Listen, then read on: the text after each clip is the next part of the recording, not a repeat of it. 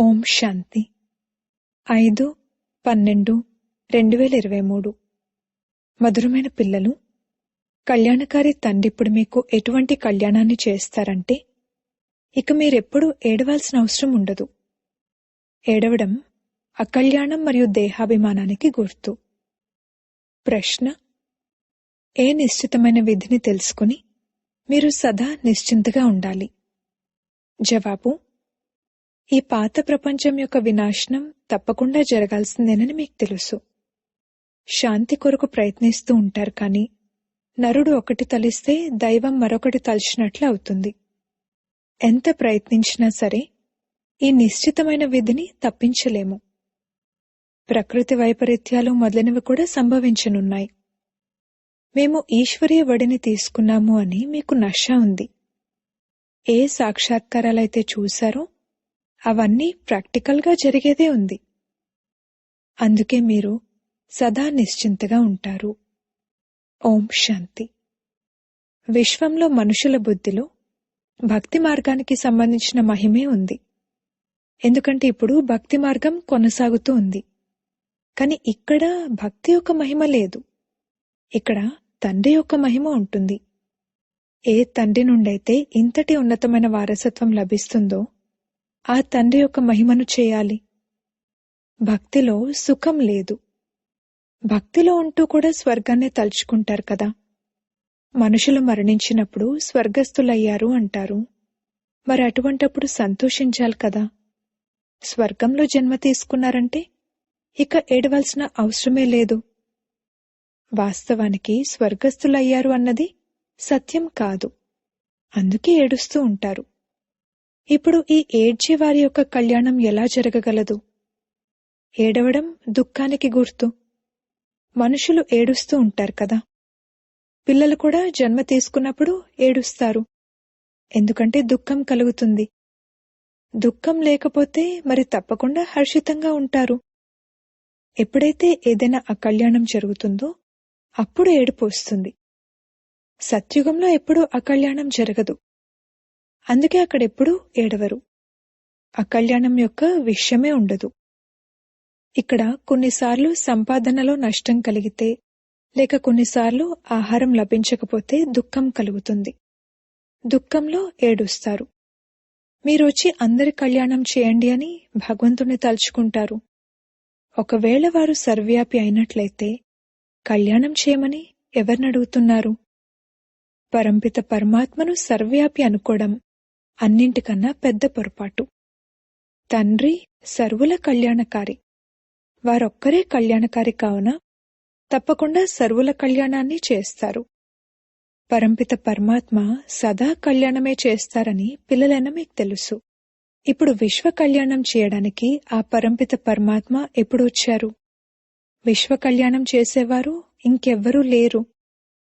తండ్రిని సర్వవ్యాపి అని అనేస్తారు. ఇదెంత పెద్ద పొరపాటు. ఇప్పుడు తండ్రి తమ పరిచయాన్ని ఇచ్చి మన్మనాభవ అని చెప్తారు. ఇందులోనే కళ్యాణం ఉంది. సత్యత్రేతాయుగాలలో ఎట్టి పరిస్థితుల్లోనూ అకళ్యాణం జరగదు. త్రేతాలో కూడా రామరాజ్యం ఉన్నప్పుడు అక్కడ పులి మేక కలిసి నీరు తాగుతాయి. మనం సీతారాముల రాజ్యాన్ని అంతగా మహిమ చేయము. ఎందుకంటే 2 కళలు తగ్గిపోవడంతో సుఖం ఎంతో కొంత తక్కువ లభిస్తుంది. మనం తండ్రి స్థాపించే స్వర్గాన్ని ఇష్టపడతాము. అందులో పూర్తి వారసత్వాన్ని పొందితే చాలా మంచిది. ఉన్నతోన్నతుడైన తండ్రి నుండి వారసత్వాన్ని తీసుకుని మనం కళ్యాణం చేసుకోవాలి. ప్రతి ఒక్కరూ శ్రీమతంపై తమ కళ్యాణాన్ని చేసుకోవాలి. తండ్రి అర్థం చేయించారు. ఒకటేమో ఆసురీ సంప్రదాయం, ఇంకొకటి దైవీ సంప్రదాయం. ఇప్పుడు ఒకవైపు రావణరాజ్యం ఉంది, ఇంకొక వైపు నేను దైవీ సాంప్రదాయాన్ని స్థాపన చేస్తున్నాను. ప్రస్తుతం దైవీ సాంప్రదాయం ఉందని కాదు, ఆసురీ సాంప్రదాయాన్ని నేను దైవీ సాంప్రదాయంగా తయారు చేస్తున్నాను. దైవీ సాంప్రదాయం అయితే సత్యుగంలో ఉంటుందని అంటారు. తండ్రి అంటారు, ఈ ఆసురీ సాంప్రదాయాన్ని దైవీ సాంప్రదాయంగా భవిష్యత్తు కొరకు తయారు చేస్తాను. ఇప్పుడున్నది బ్రాహ్మణ సాంప్రదాయం. దైవీ సాంప్రదాయం తయారవుతూ ఉంది. మనుషుల నుండి దేవతలుగా తయారు చేయడానికి భగవంతునికి ఎంతో సమయం పట్టదు అని గురునానక్ కూడా అన్నారు. కాని ఏ మనుషులను దేవతలుగా తయారు చేస్తారు? వారికి డ్రామా ఆది మధ్యాంతాల గురించి తెలియదు. సృష్టిలో ఆదిలో ఏ లక్ష్మీనారాయణలైతే శ్రేష్టాచారులుగా ఉండేవారో వారికి కూడా ఆది మధ్యాంతాల గురించి తెలియదు. వారు త్రికాలదర్శులు కాదు. అంతకు ముందు జన్మలో త్రికాలదర్శులుగా స్వదర్శన చక్రధారులుగా ఉండేవారు. అప్పుడు ఈ రాజ్య పదవిని పొందారు. వాళ్లేమో స్వదర్శన చక్రాన్ని విష్ణువుకు చూపించారు. కావున బ్రాహ్మణులు స్వదర్శన చక్రధారులు అన్న విషయాన్ని కూడా అర్థం చేయించాలి. అప్పుడు మనుషులు ఆశ్చర్యపోతారు. వారైతే శ్రీకృష్ణుణ్ణి మరియు విష్ణువును కూడా స్వదర్శన చక్రధారి అనేస్తారు. విష్ణు యొక్క 2 రూపాలు ఈ లక్ష్మీనారాయణలని వారికి తెలీదు. మనకు కూడా ఇంతకు ముందు తెలీదు. మనుషులైతే ప్రతి విషయంలోనూ విధి అంటారు. ఏదైతే జరగనున్నదో దానిని ఎవరూ తప్పించలేరు. ఇది డ్రామా. మరి మొట్టమొదట తండ్రి పరిచయాన్ని ఇవ్వాలా లేక డ్రామా రహస్యాన్ని అర్థం చేయించాలా? అర్థం చేయించేటప్పుడు కూడా బాబా స్మృతి ఉండాలి. మొట్టమొదట తండ్రి పరిచయాన్నే ఇవ్వాలి. అనంతమైన తండ్రి అయిన శివ్ బాబా అయితే ప్రసిద్ధమైనవారు. రుద్రబాబా అని కూడా అనరు. శివ్ బాబా ప్రసిద్ధమైనవారు. తండ్రి అర్థం చేయించారు. ఎక్కడెక్కడైతే భక్తులుంటారో వారికి వెళ్లి అర్థం చేయించండి. హిమాలయాల వయస్సు ఇన్ని కోట్ల సంవత్సరాలు అని మనుషులంటారు. ఈ విషయాన్ని వార్తాపత్రికలో చదివాము. ఇప్పుడు హిమాలయాలకు ఏమైనా వయస్సు ఉంటుందా? ఇవి సదా ఉండనే ఉన్నాయి. హిమాలయాలు ఎప్పుడైనా మాయమవుతాయా? ఈ భారత్ కూడా అనాదియే. ఇది ఎప్పుడు రచించబడింది అంటూ దీని వయస్సును కనుగొనలేరు. అలాగే హిమాలయాల గురించి కూడా అవి ఎప్పటినుండి ఉన్నాయి అన్నది చెప్పలేరు. ఈ హిమాలయ పర్వతాల వయస్సును లెక్కించలేరు. ఆకాశానికి లేక సముద్రానికి ఇంత వయస్సు అనేమైనా చెప్పగలరా? హిమాలయాల వయస్సు చెప్పినట్లయితే మరి సముద్రం యొక్క వయస్సు కూడా చెప్పాలి. వారికేమీ తెలీదు. ఇక్కడైతే మీరు తండ్రి నుండి వారసత్వాన్ని పొందాలి. ఇది ఈశ్వరీయ కుటుంబం. తండ్రికి చెందినవారిగా అవ్వడంతో స్వర్గాధిపతులుగా అవుతారని మీకు తెలుసు. ఇది కేవలం జనక మహారాజు విషయం మాత్రమే కాదు. జీవన్ముక్తిలో అనగా రామరాజ్యంలో ఎంతో మంది ఉంటారు కదా. అందరికీ జీవన్ముక్తి లభించి ఉంటుంది. మీరు క్షణంలో ముక్తి జీవన్ముక్తులను పొందే పురుషార్థులు. మీరు పిల్లలుగా అయ్యారు. మమ్మ బాబా అంటారు. జీవన్ముక్తి అయితే లభిస్తుంది కదా. ప్రజలైతే లెక్కలేనంతమంది తయారవుతూ ఉంటారని అర్థం చేసుకోగలరు. రోజురోజుకు ప్రభావమైతే వెలువడేదే ఉంది కదా. ఈ ధర్మాలను స్థాపన చేయడం చాలా కష్టం. వారైతే పైనుండొచ్చి స్థాపన చేస్తారు. వారి వెనుక వారంతా పైనుండి వస్తూ ఉంటారు. ఇక్కడైతే ఒక్కొక్కరిని రాజ్యభాగ్యం పొందేందుకు యోగ్యులుగా చేయాల్సి ఉంటుంది. యోగ్యులుగా తయారు చేయడం తండ్రి పని. ఎవరైతే ముక్తి జీవన్ముక్తులకు యోగ్యులుగా ఉండేవారో వారందరినీ మాయ అయోగ్యులుగా చేసేసింది.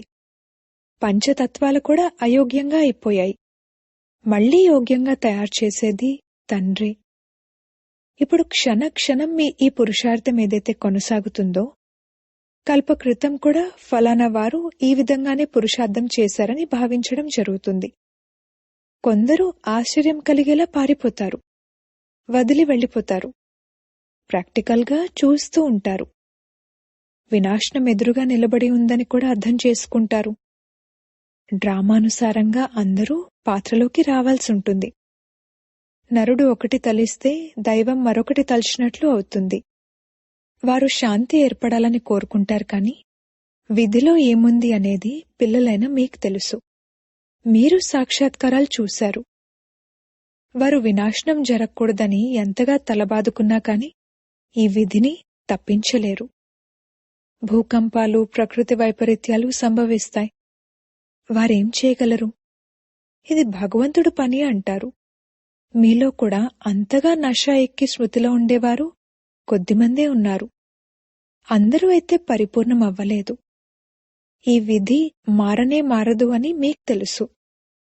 భోజనం లేదు, మనుషులకు ఉండేందుకు స్థానం లేదు, 3 అడుగుల భూమి కూడా లభించదు. ఇది మీ ఈశ్వరీయ పరివారం, మాత, పిత మరియు పిల్లలు. తండ్రి అంటారు, నేను పిల్లల ఎదుటే ప్రత్యక్షమవుతాను, పిల్లలకు నేర్పిస్తాను. పిల్లలు కూడా మేము తండ్రి మతంపై నడుస్తామని అంటారు. తండ్రి కూడా నేను పిల్లల సమ్ముఖంలోకి వచ్చి మతాన్ని ఇస్తాను అని అంటారు.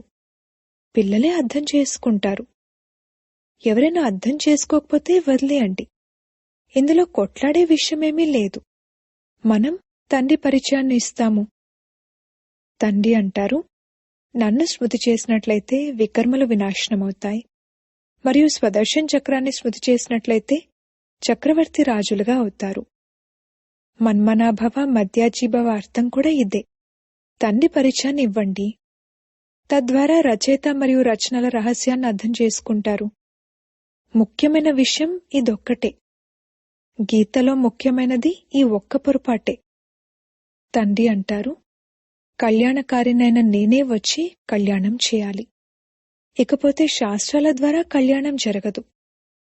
ముందైతే భగవంతుడు ఒక్కరే అన్నది నిరూపించాలి.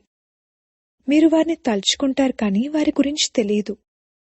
తండ్రిని స్మృతి చేయాలంటే పరిచయం కూడా కావాలి కదా. వారెక్కడుంటారు, వస్తారా లేక రారా అనేది తెలియాలి. తండ్రి వారసత్వాన్ని తప్పకుండా ఇక్కడ కొరకే ఇస్తారా లేక అక్కడి కోసం ఇస్తారా? తండ్రైతే సమ్ముఖంగా కావాలి. శివరాత్రిని కూడా జరుపుకుంటారు. శివుడు సర్వాత్మలకు ఉన్నతోన్నతమైన తండ్రి. వారు రచయిత, కొత్త జ్ఞానాన్ని ఇస్తారు. సృష్టి చక్రం యొక్క ఆది మధ్యాంతాల గురించి వారికి తెలుసు. వారు ఉన్నతోన్నతమైన టీచర్. వారు మనుషులను దేవతలుగా తయారు చేస్తారు, రాజయోగాన్ని నేర్పిస్తారు. మనుషులెప్పుడూ రాజయోగాన్ని నేర్పించలేరు. మనక్కూడా వారే నేర్పించారు, కావుననే మనం నేర్పించగలుగుతున్నాము. గీతలో కూడా ప్రారంభంలో మరియు అంతిమంలో మన్మనాభవ మరియు మధ్యాజీభవ అన్నారు.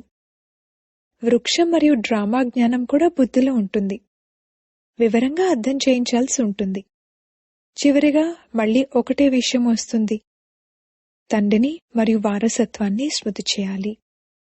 ఇక్కడైతే ఒకటే విషయం ఉంది. మనం విశ్వాధిపతులుగా అవుతాము. విశ్వ కళ్యాణకారియే విశ్వాధిపతులుగా తయారు చేస్తారు, స్వర్గాధిపతులుగా తయారు చేస్తారు. అంతేకాని నరకాధిపతులుగా ఏమైనా తయారు చేస్తారా? నరకానికి రచయిత రావణుడు, స్వర్గానికి రచయిత తండ్రి. ఇది ప్రపంచానికి తెలియదు. ఇప్పుడు తండ్రి అంటారు, మృత్యు ఎదురుగా నిలబడి ఉంది. అందరిది వానప్రస్థ అవస్థ. నేను తీసుకువెళ్లడానికి వచ్చాను. నన్ను స్మృతి చేసినట్లయితే వికర్మలు వినాశనమవుతాయి, మురికిగా ఉన్న ఆత్మ శుద్ధంగా అవుతుంది. అప్పుడు మిమ్మల్ని స్వర్గంలోకి పంపిస్తాను. ఈ విషయాలను ఇతరులకు నిశ్చయ బుద్ధితో అర్థం చేయించాలి. అంతేకాని చిలుక పలుకుల వలె కాదు. నిశ్చయ బుద్ధి కలవారు ఏడ్చే మరియు దేహాభిమానంలోకొచ్చే విషయమే ఉండదు. దేహాభిమానం చాలా అశుద్ధంగా చేస్తుంది. ఇప్పుడు మీరు దేహీ అభిమానులుగా అవ్వండి. శరీర నిర్వహణార్థం కర్మలు చేయండి. వారైతే కర్మ సన్యాసులుగా అవుతారు. ఇక్కడైతే మీరు గృహస్థ వ్యవహారంలో ఉండాలి, పిల్లలను సంభాళించాలి. తండ్రిని మరియు చక్రాన్ని తెలుసుకోవడం చాలా సహజం. తండ్రికి ఎంతమంది పిల్లలున్నారు? వారిలో కొందరు సుపుత్రులు, కొందరు కుపుత్రులు ఉన్నారు. పేరును అప్రతిష్టపాలు చేస్తారు, నల్లముఖం చేసుకుంటారు. తండ్రి అంటారు, నల్లముఖం చేసుకోకండి. పిల్లలుగా అయి మళ్లీ నల్లముఖం చేసుకున్నారంటే కుల కళంకితులుగా అవుతారు. ఈ కామచితి కారణంగా మీరు నల్లగా అయ్యారు. కామచితిపై కాలి మరణించకూడదు. కామం యొక్క తేలికపాటి నష కూడా ఉండకూడదు. సన్యాసులు మొదలైన వారు తమ అనుచరులకు ఈ విధంగా చెప్తారా? వారు వాస్తవికంగా అనుచరులుగా లేరు. తండ్రి అయితే అందరికీ సత్యమైన విషయాలను అర్థం చేయిస్తారు. తండ్రి అంటారు, నన్ను స్మృతి చేయండి. బాబా, మేం మీ మతంపై నడుస్తూ స్వర్గవాసులుగా అవుతాము అని మీరు గ్యారంటీ ఇచ్చారు. తండ్రి అంటారు, పిల్లలు, మరి మీరు విషయ వికారాలనే మురికిలోకి పడాలనే ఆలోచన ఎందుకు చేస్తున్నారు? కుమార్తెలైన మీరు ఇలాంటి మురళిని వినిపించినప్పుడు ఇటువంటి జ్ఞానాన్ని మేమెప్పుడూ వినలేదు అని అంటారు. మందిరాలలో ముఖ్యమైన వారిని పట్టుకోవాలి, చిత్రాలు తీసుకువెళ్ళాలి. ఈ త్రిమూర్తి మరియు వృక్షం యొక్క చిత్రాలు దిల్వాడా చిత్రాలే. పైన దైవీ వృక్షం ఉంది, ఇకపోతే దైవీ వృక్షం ఏదైతే గతించిపోయిందో దాన్ని చూపిస్తారు. ఇటువంటి సేవను ఎవరైనా చేసి చూపిస్తే వీరు అద్భుతం చేశారని బాబా మహిమ చేస్తారు. ఏ విధంగా బాబా రమేష్ను మహిమ చేస్తారు. ప్రదర్శనీ రూపంలో విహంగ మార్గపు సేవ యొక్క మోడల్ను చక్కగా కనుక్కున్నారు. ఇక్కడ కూడా ప్రదర్శనీ చేద్దాము. చిత్రాలైతే చాలా బావున్నాయి. ఇప్పుడు చూడండి, ఢిల్లీలో ధార్మిక సమ్మేళనం ఏదైతే జరుగుతుందో వారు కూడా ఐక్యత ఉండాలి అంటారు. అందులో అర్థమే లేదు. తండ్రి ఒక్కరే, మిగిలిన వారంతా సోదరీ సోదరులు. తండ్రి అన్న వారి నుండి వారసత్వాన్ని తీసుకోవాలి. పరస్పరం కలిసి ఉంటూ పాలు పంచదార ఎలా ఉండాలి అన్న ఈ విషయాలు అర్థం చేసుకోవాల్సినవి. ప్రదర్శన యొక్క వృద్ధి కోసం యుక్తులను రచించాలి. ఎవరైతే సేవా రుజువును చూపించారో వారికి సిగ్గుగా అనిపించాలి. ఒకవేళ 10 మంది కొత్తవారు వచ్చి అందులో 8-10 మంది మరణిస్తే ఏం లాభమున్నట్లు? అచ్చా, మధురాతి మధురమైన సిక్కిలదే పిల్లలకు మాతా పితా బాప్దాదాల ప్రియస్మృతులు మరియు గుడ్ మార్నింగ్. ఆత్మిక పిల్లలకు ఆత్మిక తండ్రి నమస్తే. ధారణ కొరకు ముఖ్య సారము. మొదటి పాయింట్, శరీర నిర్వహణార్థం కర్మలు చేస్తూ దేహీ అభిమానులుగా ఉండే అభ్యాసం చేయాలి. ఎట్టి పరిస్థితుల్లోనూ ఏడవకూడదు మరియు దేహాభిమానంలోకి రాకూడదు. రెండవ పాయింట్, శ్రీమతంపై స్వయం మరియు ఇతరుల యొక్క కళ్యాణం చేయాలి. సుపుత్రులుగా అయి తండ్రి పేరును ప్రఖ్యాతం చేయాలి. వరదానము, వ్యర్థ సంకల్పాలను సమర్థంలోకి పరివర్తన చేసి సహజ యోగిగా అయ్యే సమర్థ ఆత్మా భవ. కొంతమంది పిల్లలు ఇలా ఆలోచిస్తూ ఉంటారు, నా పాత్ర అంతగా కనిపించటం లేదు, యోగం కుదరటమే లేదు, అశరీరిగా అవ్వటమే లేదు. ఇవి వ్యర్థ సంకల్పాలు. ఈ సంకల్పాలను పరివర్తన చేసి సమర్థ సంకల్పాలను చేయండి. స్మృతి అనేది నా స్వధర్మం, నేనే కల్పకల్పపు సహజ యోగిని, నేను యోగిగా అవ్వకపోతే ఇంకెవరవుతారు? ఏం చేయను, నా శరీరమైతే నడవలేకపోతుంది, ఈ పాత శరీరం పనికిరానిది అని ఎప్పుడూ భావించకండి. వాహవాహనే సంకల్పాలను చేయండి. ఈ అంతిమ శరీరం యొక్క అద్భుతాన్ని గానం చేయండి. అప్పుడు సమర్థత వచ్చేస్తుంది. స్లోగన్, శుభ భావనల శక్తి అనేది ఇతరుల వ్యర్థ భావనలను కూడా పరివర్తన చేయగలదు. ఓం శాంతి.